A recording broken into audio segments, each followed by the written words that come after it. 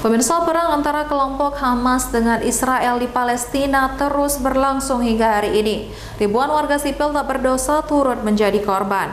Untuk itu, Dewan Pimpinan Daerah Partai Perindo Aceh Timur menggelar doa bersama bagi umat muslim yang menjadi korban kaum Zionis.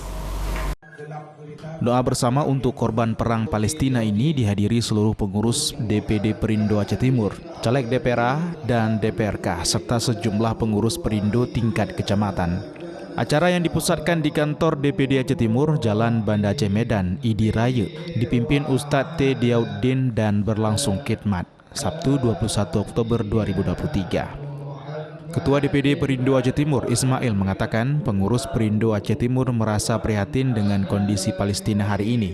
Banyak warga sipil yang tak berdosa tewas akibat perang. Menurut Ismail, doa bersama yang ditujukan khusus untuk para korban perang sebagai bentuk rasa duka yang mendalam bagi warga Palestina.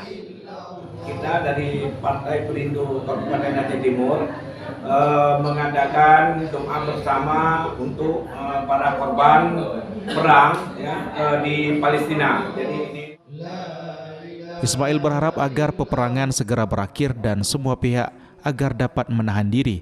Pihak yang bertikai sebaiknya menempuh jalur damai demi keselamatan warga sipil. Dari Kabupaten Aceh Timur, Ismail Abda, iNews melaporkan.